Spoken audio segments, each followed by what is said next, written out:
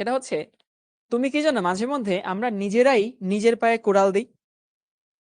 নিজেরা নিজের পায়ে কোড়াল কেমন দিই? ধরো কোনো কারণে প্রথম সাময়িক পরীক্ষায় তুমি পাইলা কেমিস্ট্রিতে 100-র মধ্যে 95। আন্টিরে রেজাল্ট কার্ড দেখাইলা, আন্টি তো খুবই খুশি, আরে বাবা আমার ছেলে তো 100-র মধ্যে 95 পাইছে। দ্বিতীয় সাময়িক পরীক্ষায় তুমি যখনই 90 পাবা, আন্টির কিন্তু ভালো লাগবে না।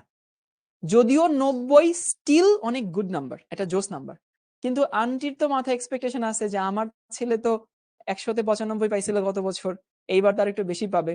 ওই যে একটা অ্যাড আছে যে আম্মু আমি অঙ্কে 100-তে 100 পাইছি, তখন আম্মু বলে সামনের বার আরো ভালো করতে হবে।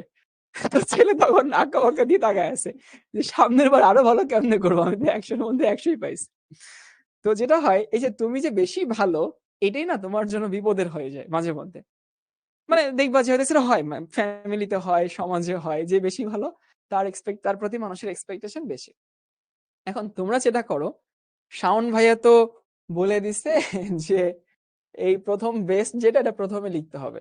তো প্রথমটা লিখলা 1 ঘন্টা ধরে, একদম মানে চিত্র মিত্র যা পারো, বিক্রিয়া যা পারো না, বানাই বুনাই সব লিখে দিলা। তো স্যারের মাথায়, স্যার তো আর তোমাকে আসলে 10-এর মধ্যে 8 তো দিতে পারবে না, তাই না?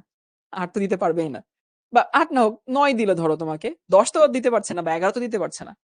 তখন স্যারের মাথায় একটা সাইকোলজিক্যাল এক্সপেকটেশন চলে আসে যে ওকে ঠিক আছে, এই ছেলে তাহলে প্রতিটা প্রশ্নে এরকম লিখলে আমি ওরে 8 দিব। এটা সাইকোলজিক্যাল একটা ব্যাপার। তুমি যখনই পরের প্রশ্নগুলো ওই স্ট্যান্ডার্ড মেনটেন করতে পারবা না, তখনই অটোমেটিক্যালি তোমার নাম্বার কমে যাবে। এটা বিশেষ করে বাংলাতে বেশি হয়। তারপর তোমরা যখন বিজিএস পরীক্ষা দিবা, তখন এগুলো বেশি হবে।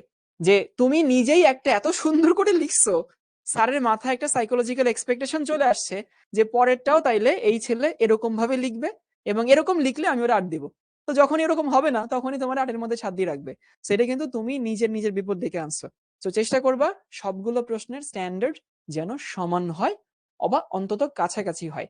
একটাকে মনের মাধুরী মিশায় লিখলা, আর এটা লিখতেই পারলাম না, এটা কিন্তু দিন শেষে ভালো তোমাকে রেজাল্ট এনে দিবে না। বুঝতে পারছো? ওকে।